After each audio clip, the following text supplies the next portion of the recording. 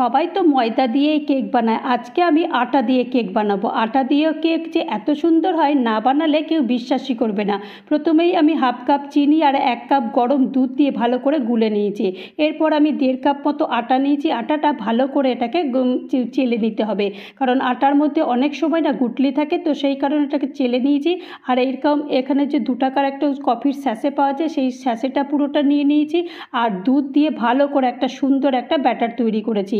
এইটা কিন্তু বেশ ভালো করে এটাকে মেশাতে হবে, না মেশালে কিন্তু কেকটা কিন্তু ভালো হবে না। আর এখন আমি 1 চামচ বেকিং পাউডার আর হাফ চামচ বেকিং সোডা আর সামান্য একটু দুধ দিয়ে এটাকে আরেকবার ভালো করে এটাকে মেশাতে হবে। এই মেশানোটাই কিন্তু মানে প্রধান কাজ। এই মেশানোটা যদি ভালো না হয় তাহলে কিন্তু কেকটা একদমই ভালো হবে না। কেকটা এখন কেক টিনের মধ্যে দিয়ে এই প্রেশার কুকারটা আগে থেকেই আমি প্রিহিট করতে দিয়েছিলাম, দিয়ে 1 ঘন্টা পুরো ঢেকে রাখবো। 1 ঘন্টা পর দেখে নেবো যে কেকটা হয়েছে কিনা। দেখো আমি একটা টুথপিক দিয়ে দেখলাম যে কেকটা পুরোপুরি হয়ে গেছে। এটাকে এখন ডিমোল্ড করে দেবো। দেখো নিচের দিকটাও কতটা সুন্দর হয়েছে।